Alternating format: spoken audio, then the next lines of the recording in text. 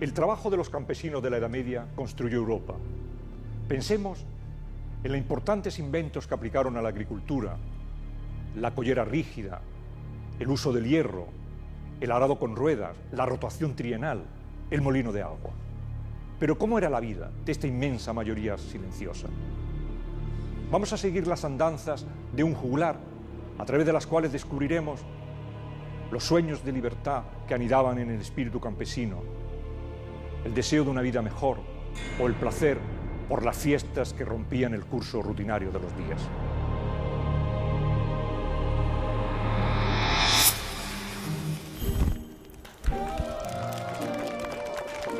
Adán es mi nombre. Soy hijo de Venus, porque no conozco ni a mi padre ni a mi madre, ni sé de dónde vengo.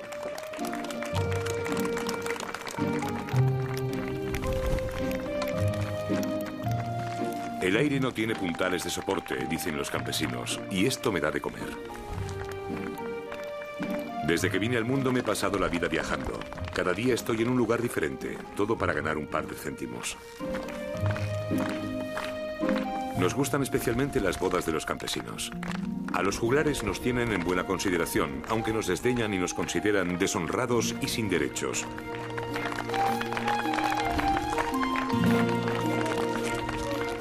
Pero ellos son siervos de los señores. Nosotros, los vagabundos, no dependemos de nadie.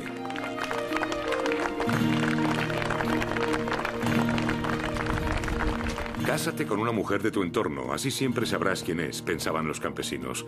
Pero el matrimonio nunca podía celebrarse sin el consentimiento de su señor. Corre el rumor que el señor tiene un derecho a la primera noche, pero eso no es más que una leyenda. Nunca he visto que se realizara y mi experiencia es extensa en este terreno.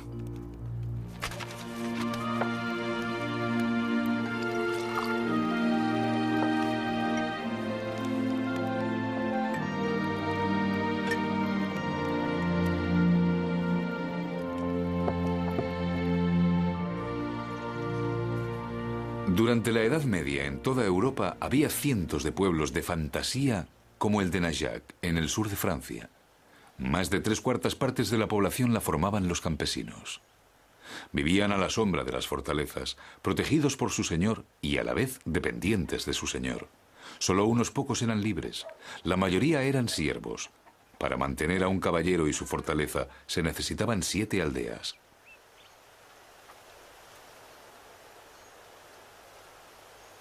Por ello debo al campesino elogiar que a todo el mundo puede alimentar. Sigue mi consejo, caballero, y mantén al campesino bajo tu custodia.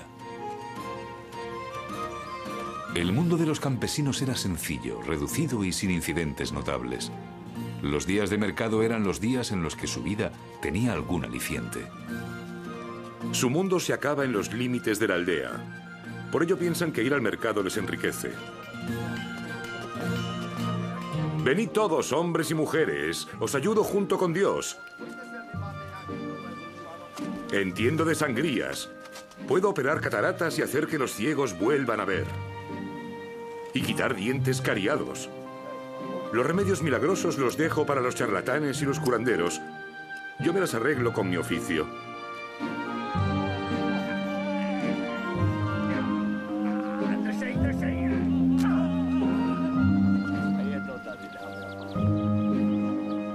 Ojalá hubiera mercado cada día.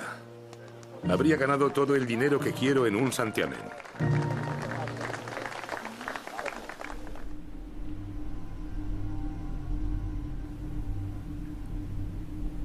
Lo que no aparece en ningún documento ni en ninguna crónica de la Edad Media es lo que intentan descubrir hoy en día los antropólogos del Museo de Historia Natural de Viena. ¿Qué defectos físicos tenían los campesinos de la Edad Media? ¿Cómo se alimentaban? ¿Qué enfermedades padecían? ¿Qué les provocaba la muerte? Los restos de un cementerio del siglo X, hallados en Austria, deberían proporcionarles información. Para ello, se estudian más de 200 esqueletos. A partir de los huesos y los cráneos, los antropólogos no solo pueden averiguar la edad que tenían al morir, sino que, igual que los patólogos, traumatólogos y dentistas, buscan cuadros clínicos y hacen diagnósticos. En las tumbas se han encontrado pocos objetos de valor. En Garstuno hay enterrados campesinos y personas de servicio. ¿Qué edad tenían? Según la estadística, la media era de 21 años. Sin embargo, la alta mortalidad infantil distorsiona la media, ya que solo 1 de cada 2 niños superaba los primeros años de vida. En realidad, muchos habitantes superaban los 40 y 1/10 parte los 60. Bajo el microscopio, los antropólogos buscan cuadros clínicos en fragmentos microscópicos de huesos. De este modo pueden diagnosticar trastornos de crecimiento, una consecuencia de las frecuentes épocas de escasez de alimentos. Las inflamaciones del tejido óseo indican infecciones y la falta de vitamina C se reconoce por las alteraciones óseas. El proyecto está dirigido por la antropóloga María Teschler-Nicola. Junto con arqueólogos y médicos, se ha realizado un estudio epidemiológico de las enfermedades de toda una aldea. Uno de los hallazgos más frecuentes es la formación de agujeros, que indica tuberculosis ósea. En el material de Garstuno se ha podido constatar una serie de modificaciones del esqueleto que indican que esta población sufrió tuberculosis, meningitis y otras inflamaciones óseas. Aquí tengo el caso de una tuberculosis. Aquí se ha producido la degradación del cuerpo vertebral de un niño. Esta enfermedad infecciosa seguramente se transmitía a través de la leche sin hervir y su propagación probablemente se vio influenciada por la alta densidad de población. Esto también está documentado por los hallazgos arqueológicos. Se vivía en espacios muy reducidos y esto aumentaba el peligro de contagio.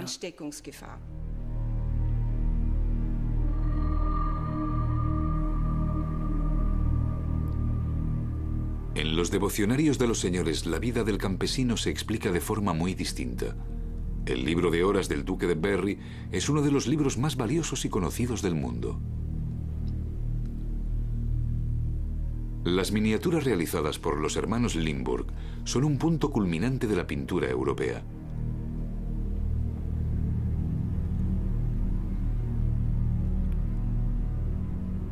Estas imágenes de un calendario muestran una imagen bien conservada.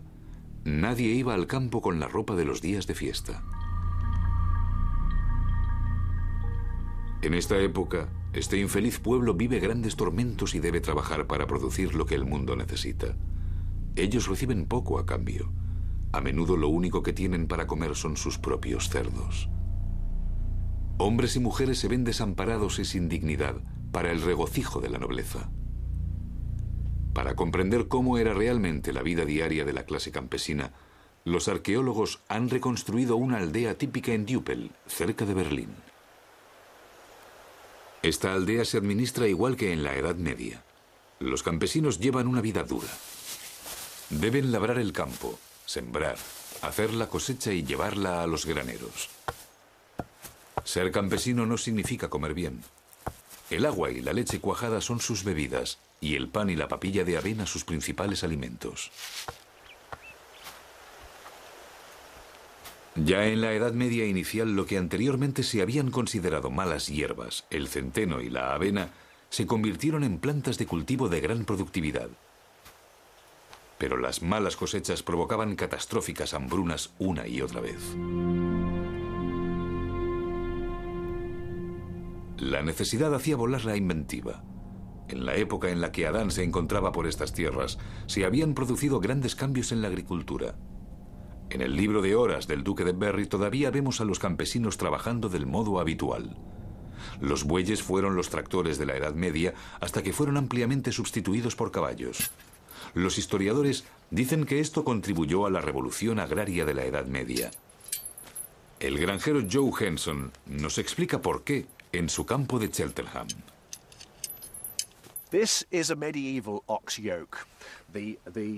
Esto es el yugo para bueyes habitual de la Edad Media. El arco se colocaba sobre la nuca y se cerraba debajo del cuello. A los caballos no se les puede colocar un yugo de este tipo porque los estrangularía al dejarlos sin aire. Por este motivo se inventó la collera para caballos. Con ello los caballos pueden arar y son mucho más adecuados que los bueyes, porque un caballo rinde como dos bueyes. Son más fuertes, rápidos y obedientes. Y se esfuerzan, intentan levantar algo aunque no puedan, mientras que un buey nunca lo haría. Además, cuando se hace trabajar demasiado a un buey, simplemente se tumba. La familia Henson hace una prueba. Hacen una carrera arando con un tiro para caballos y un yugo para bueyes. Se aplican las mismas condiciones a los dos equipos. Los arreos desarrollados para los caballos permitían utilizar los animales de montura también como caballos de labranza.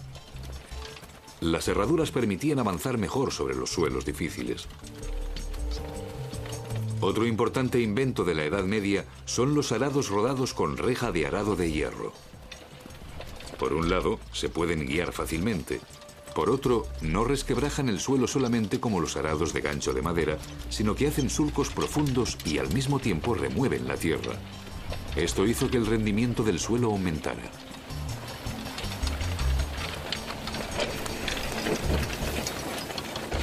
El resultado de la competición de arado muestra que los caballos hacen el doble de trabajo que los bueyes.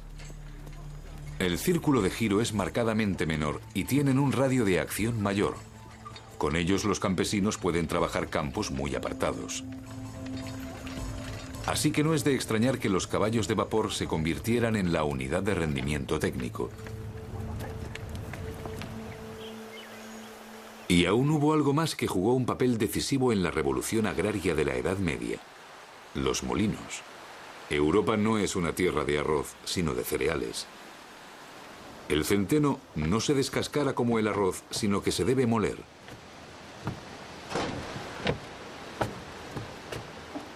La mano de obra en la Edad Media no era gratuita, así que tuvieron que aprender a utilizar el viento y el agua como fuentes de energía. Para ello, se necesitaron muchas innovaciones e inventos. Para transferir la fuerza de las ruedas hidráulicas a las piedras de molino horizontales, se construyeron ruedas dentadas, cajas del eje y árboles de levas, y se encontraron las fórmulas para la transmisión de los primeros engranajes.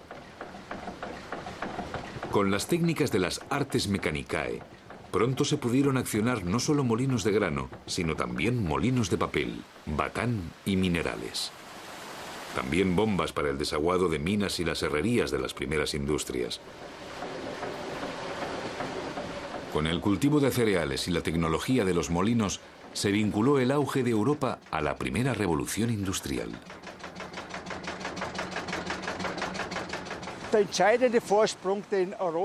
El adelanto decisivo hacia la industrialización, que ya se había producido en Europa antes que en otras áreas civilizadas, fue la cuestión energética.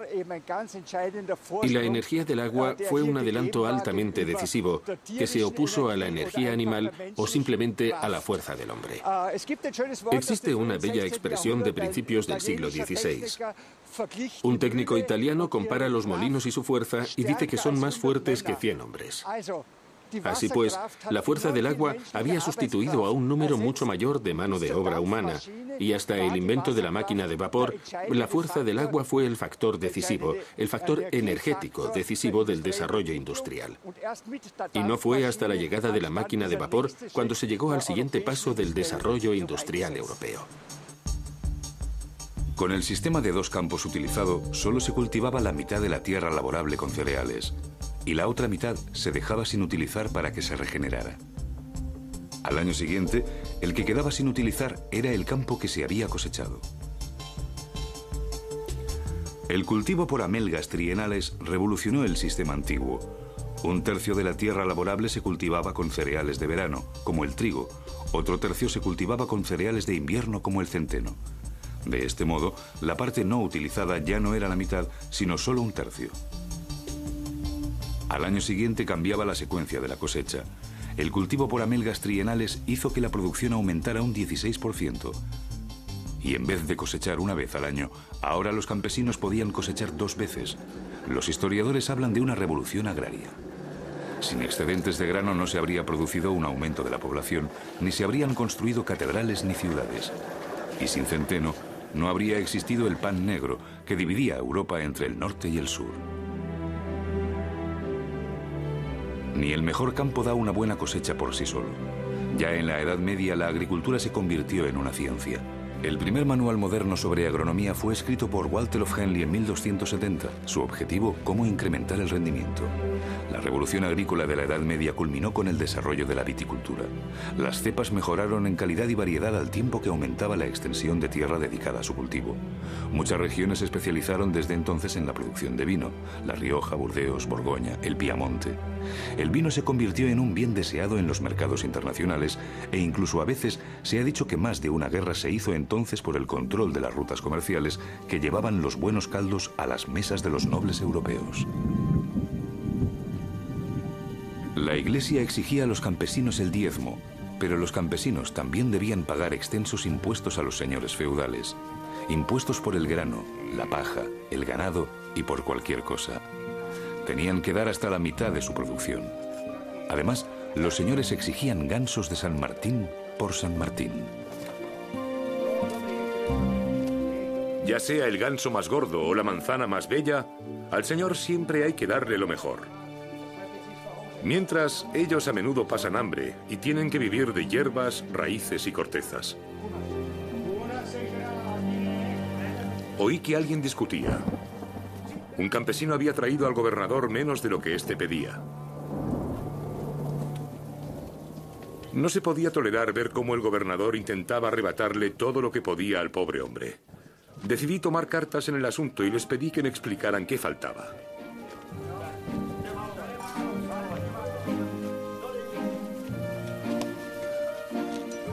El gobernador tendría que pelear por lo que quería.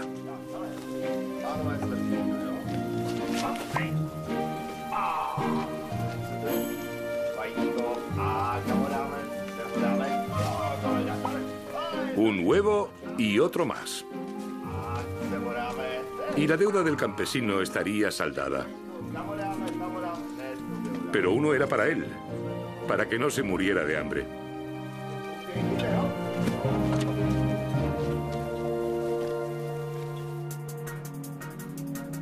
Podemos comprobar la importancia que tuvieron para Europa estas odiosas contribuciones en Barcelona, en el archivo de la Corona de Aragón. Allí se conservan cientos de actas de impuestos de los siglos XIII y XIV. El grupo de investigadores que trabajan con el profesor Manuel Sánchez Martínez han estudiado la ley fiscal de la Corona y de los municipios. Han repasado las cuentas del rey, listas de impuestos, entradas y reclamaciones hoja a hoja. En esa época había que financiar la burocracia estatal y el estamento militar. Los ingresos que recibía el rey por sus propias posesiones ya no eran suficientes. Por este motivo, la Corona de Aragón introdujo un adelanto revolucionario, el impuesto sobre la renta. La declaración del patrimonio que se practica hoy, la liquidación de algunos impuestos como el IVA, por ejemplo, los impuestos sobre la renta que grava los rendimientos del trabajo personal, la deuda pública consolidada, bancos públicos, bien, todas estas cuestiones para hoy tan familiares fueron inventadas, digámoslo así, mutati mutandi, salvando las distancias, en el periodo de los siglos XIII al XV. Por otra parte, no hace falta insistir hasta qué punto la fiscalidad es un componente esencial en el afianzamiento, en la afirmación de los estados modernos. Es decir, la fiscalidad es un componente, un ingrediente básico en la llamada génesis del estado moderno. En el siglo XIII se incluyeron por primera vez en el registro fiscal todos los hogares del Reino de Aragón. Ahora los súbditos no solo debían declarar su patrimonio, sino también sus ganancias e ingresos para el impuesto sobre la renta, tanto si eran propietarios rurales, empresarios o jornaleros. No se cobraban impuestos por nada más, solo por el capital. En los libros se registraban las deudas fiscales de los súbditos insolventes y morosos y se les tachaba cuando pagaban su deuda. La oficina recaudadora manda recuerdos.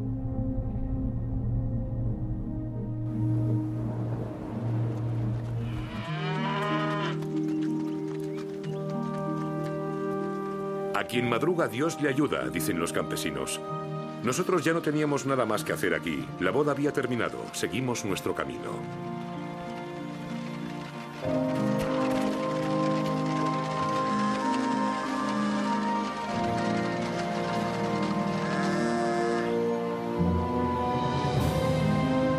Cuanto más estrecha es la jaula, más bella es la libertad.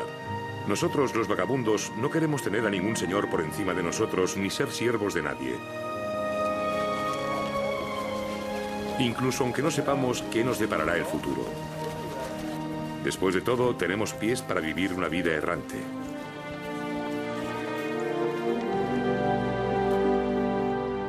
No se puede bailar en 2 bodas al mismo tiempo, se dice.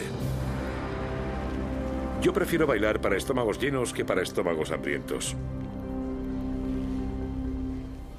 El aire no tiene pilares que lo sustenten. Aquí es muy peligroso. Virgen María, no me abandones.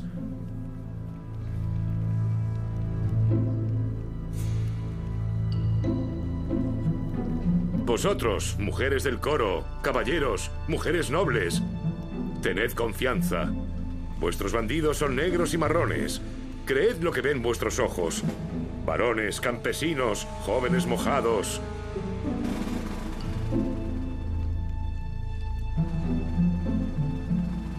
Yo os distraigo con lo que anheláis. Eso es lo que tendréis.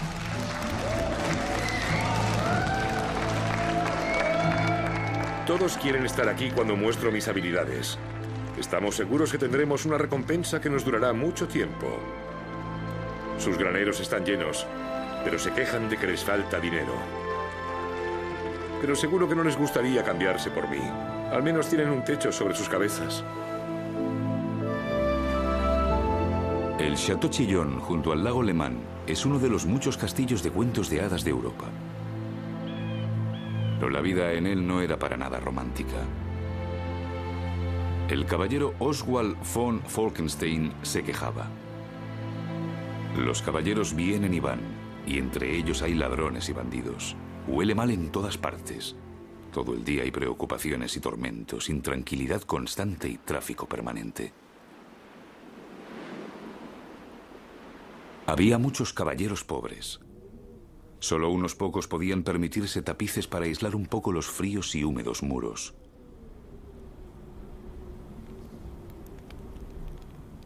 En invierno, todas las habitaciones estaban heladas. Solo una sala, el aposento para las mujeres, tenía chimenea, alrededor de la cual se arremolinaban el señor del castillo y su familia. También los invitados podían calentarse junto al fuego.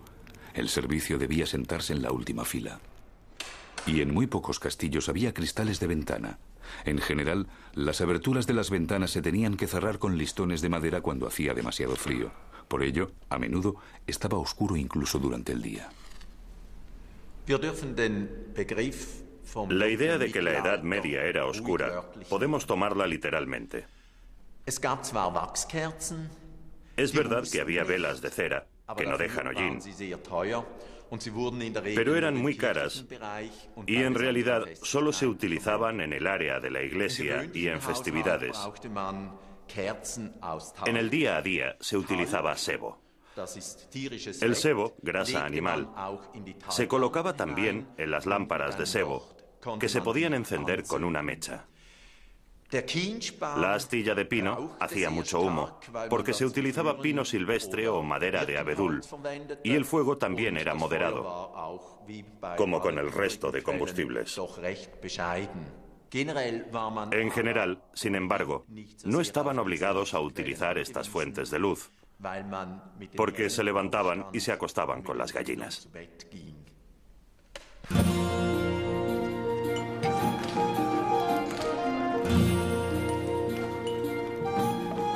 Una de las conquistas de la nobleza que se generalizaría fueron las normas de conducta que se introdujeron en la Edad Media.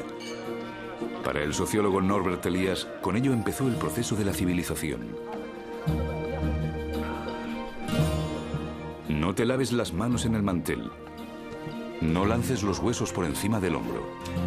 También la alta sociedad tuvo que aprender modales. Era una época de pasiones.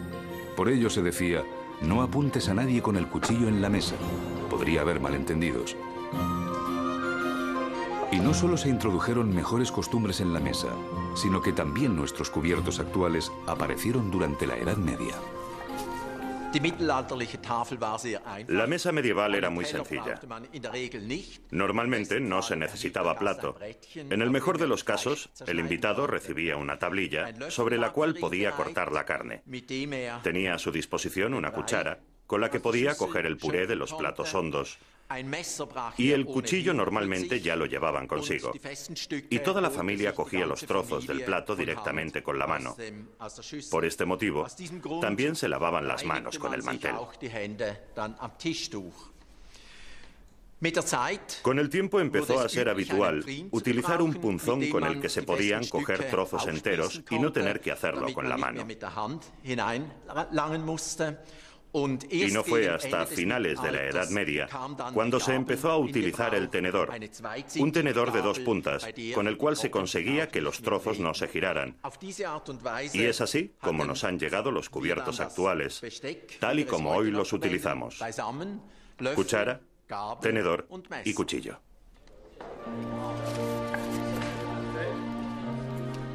Como es habitual, a nosotros solo nos quedó lo que sobraba de la mesa del Señor.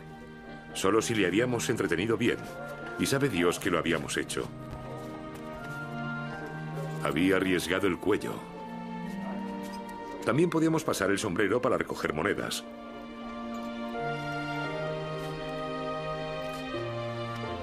Pero lo que recibimos fue la ropa que se habían quitado los señores. Los vestidos los hacen personas, pero llevarlos nos estaba prohibido.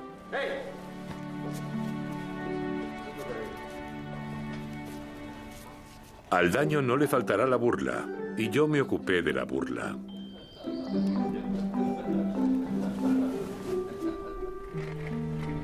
Según las normas de vestimenta de la Edad Media, solo la nobleza podía vestir de forma lujosa. Por ley, el campesino debe llevar ropa negra o gris. No se le permite nada más. La ropa adecuada para él es un blusón simple de lino, zapatos de madera y un solo par de botas de cuero de vaca. Con ello es suficiente. Esta es la ropa de los ricos, quienes naturalmente podían llevar ropa de color y materiales más caros. En aquella época estos colores se relacionaban con la alquimia y con la magia. Los colores con brillo tenían efecto sobre su portador. Por supuesto, a los campesinos no se les permitía llevarlos. Ellos solo podían llevar los colores naturales, gris, negro, marrón, los mismos que llevaban las órdenes monásticas y de religiosas. Eran los colores de la pobreza, de la humildad. Las normas estamentales y de vestimenta solamente les permitían llevar ropa de color azul en días de fiesta en la iglesia.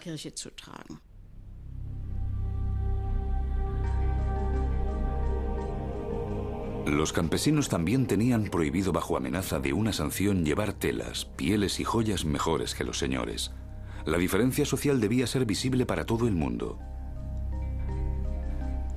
¿Quién nos cultivaría los campos si todos fuerais señores? Debéis ser lo que quiera Dios. Era lo que se predicaba a los campesinos desde el púlpito.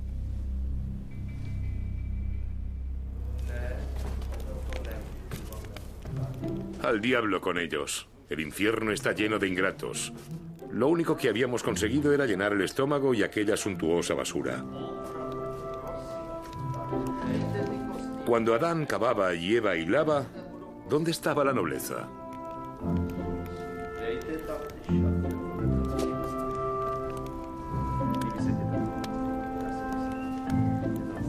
Bajo la cofia con ella, pensé que la noche era mía.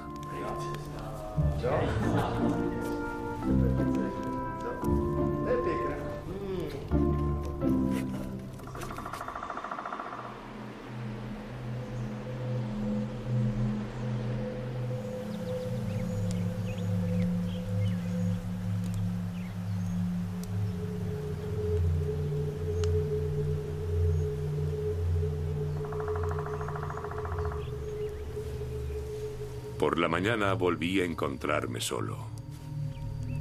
Ella me lo había robado todo. Incluso los zapatos.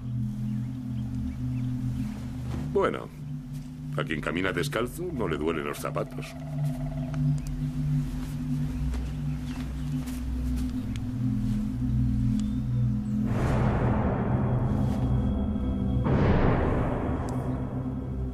Había menospreciado a los antepasados. Hagamos un alto en la historia.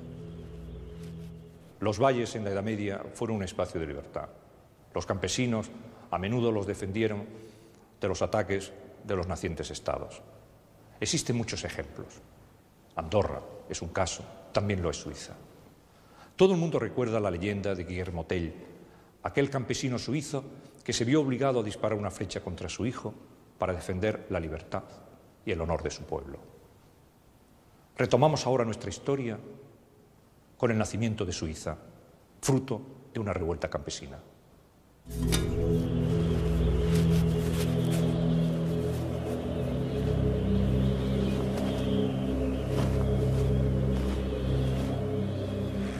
Seguí mi camino solo hacia el país de los suizos. Aman la libertad y no se quitan el sombrero delante de su señor. Quizás aquí tendría más suerte.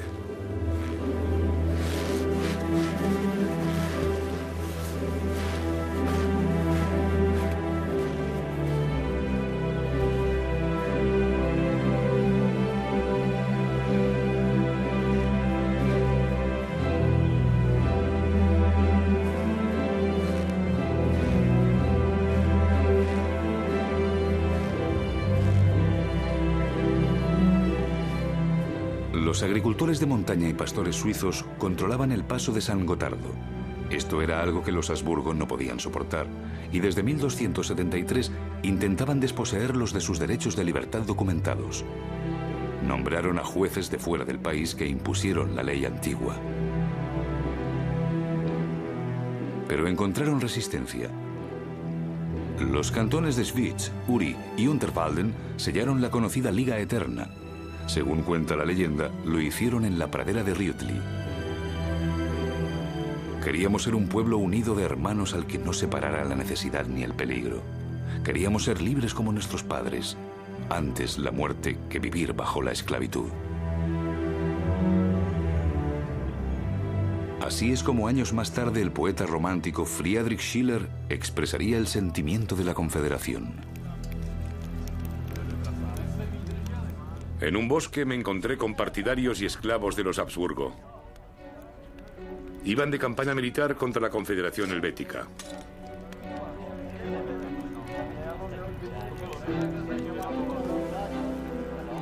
Hacía días que pasaba hambre e intenté divertirles con muestras de habilidad.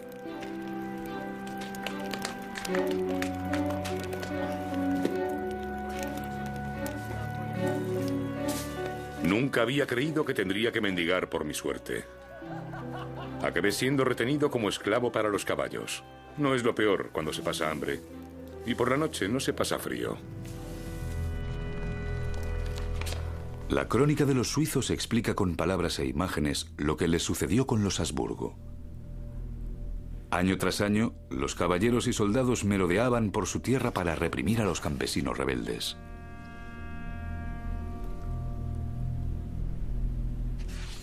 Los austríacos les robaban el ganado, asaltaban sus aldeas, saqueaban e imponían contribuciones de guerra y abusaban de las mujeres.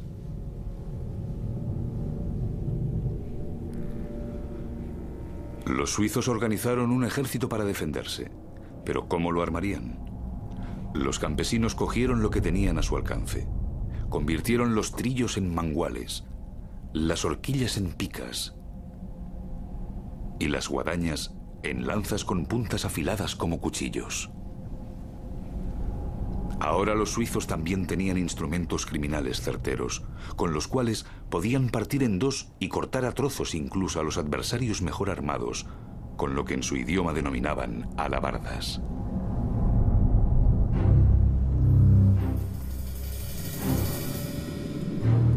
El 15 de noviembre de 1315, los suizos esperaron a los Habsburgo en un camino hondo cerca de Morgarten.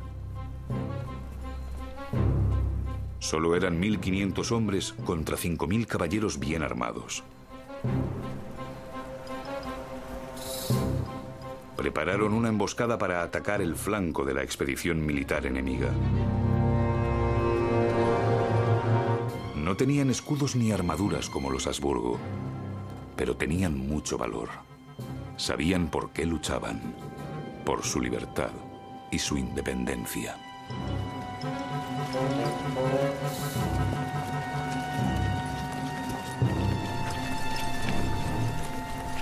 Con los estúpidos patanes, que era como llamaban a los rebeldes suizos, los Habsburgo fanfarroneaban pensando que lo tendrían fácil. Pero había algo que olía mal.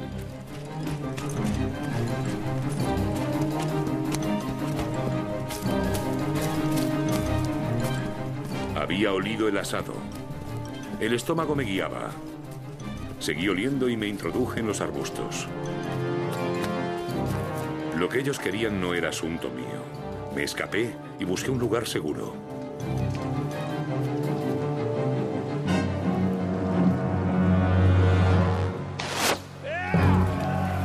Con coraje, los suizos salieron precipitadamente de su escondite.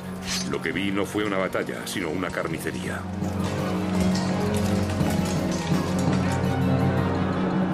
Los hombres a caballo huyeron cobardemente de los suizos.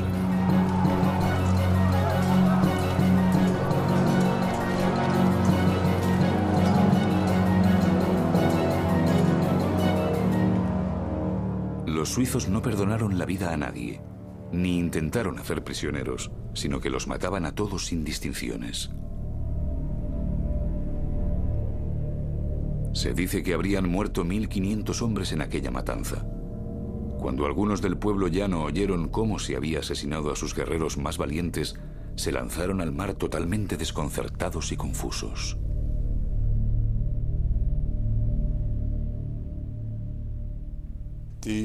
Los éxitos militares convirtieron a los suizos en soldados solicitados en Europa. Estos luchadores por la libertad se convirtieron en soldados de élite. Se les apreciaba como pueblo luchador autónomo. Se les admiraba por sus armas, las alabardas y las lanzas de hasta 4 metros de largo.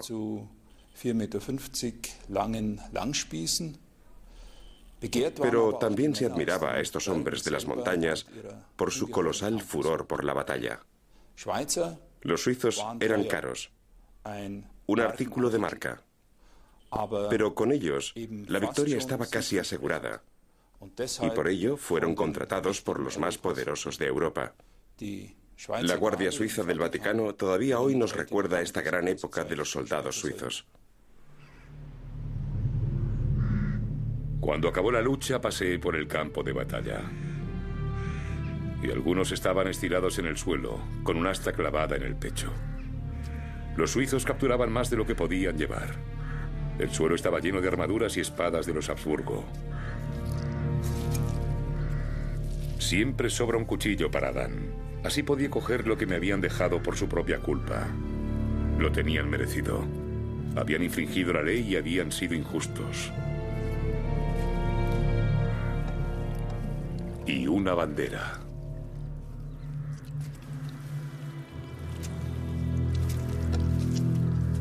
Queremos ser libres como nuestros padres. Antes la muerte que vivir como esclavos.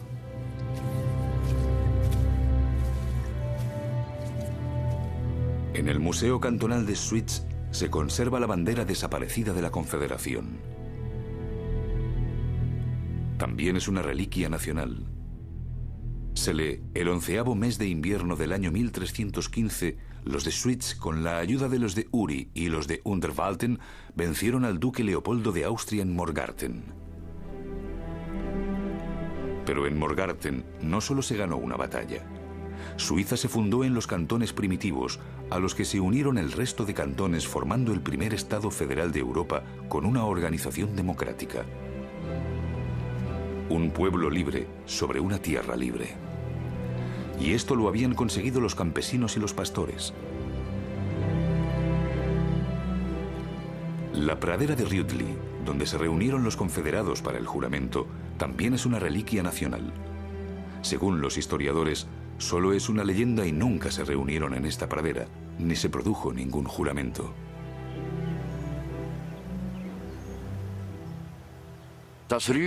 Rudli realmente soportó todos estos conflictos. En él vive una fuerza simbólica totalmente singular. Rudli, la pradera de Rudli, todavía hoy es un símbolo de democracia, solidaridad y sobre todo de libertad. Y esto sigue estando muy presente en el pueblo suizo. Forma parte de la conciencia del pueblo y nadie analiza hasta qué punto aquí realmente sucedieron hechos históricos y cómo se desarrollaron.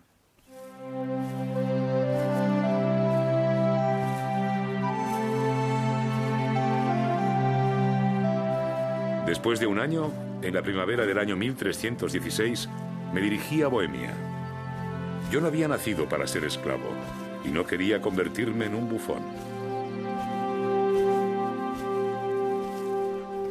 Así que me fui en busca de juglares que me aceptaran y con los que pudiera volver a viajar por las aldeas.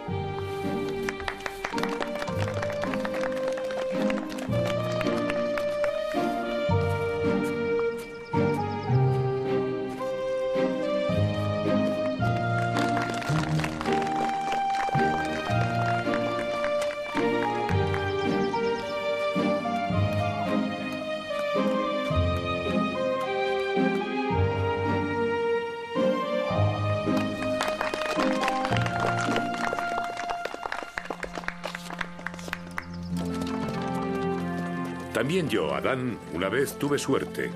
Me habían aceptado.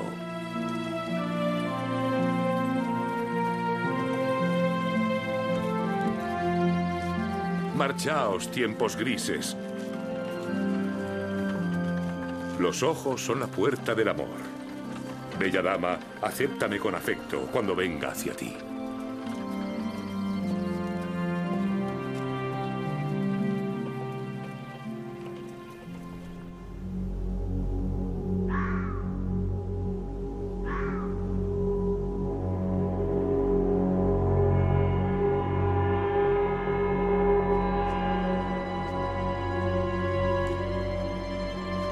Un ruido me despertó. Mis compañeros habían robado el caballo de un campesino por la noche.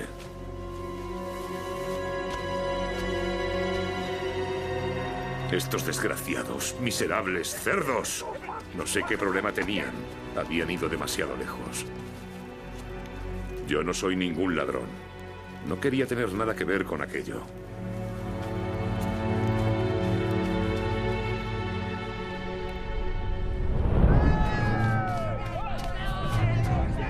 Pero al día siguiente, los campesinos furiosos me apresaron precisamente a mí. Juglares y canallas crecen como ignorantes, gritaba la multitud.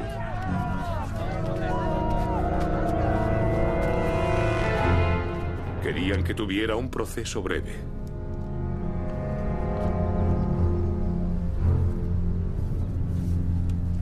Ahora tocaba escuchar la declaración del delito y saber cuál sería el castigo. El ladrón sería ahorcado.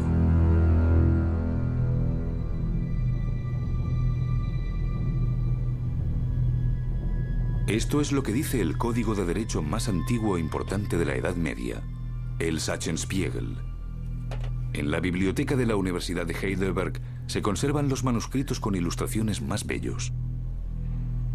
En la Edad Media, la ley era lo que era costumbre y uso habitual de los padres.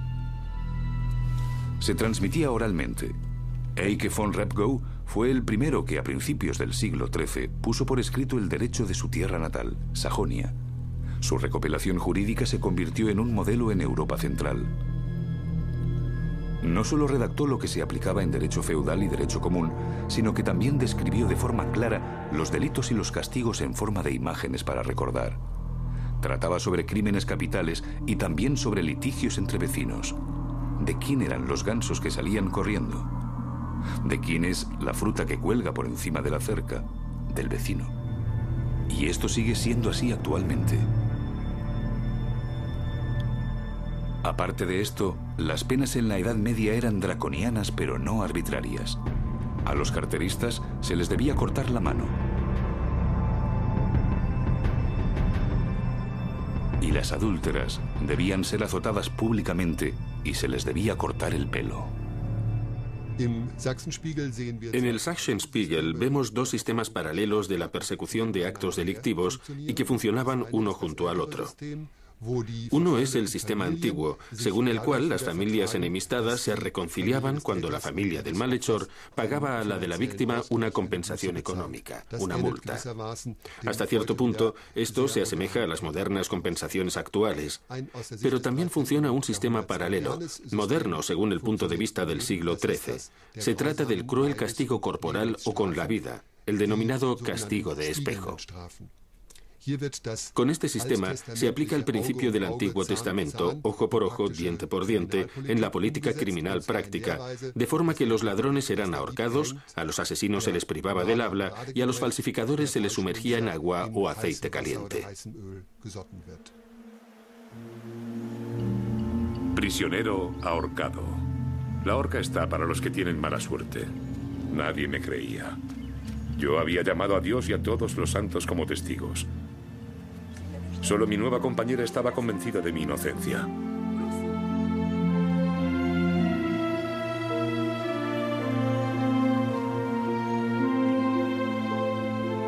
Ante el corregidor, ella dijo que iba a casarse conmigo.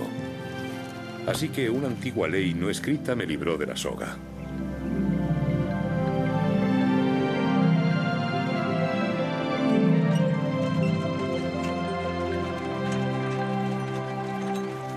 Entre la siembra y la cosecha pasan 4 meses, según los campesinos. En nuestro caso tardaría un poco más.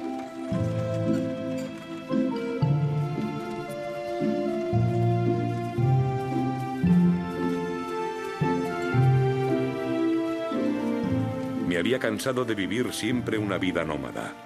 El aire del campo te hace singular. El aire de ciudad te hace libre. Al cabo de un año ya no éramos deshonrados y sin derechos, sino ciudadanos libres.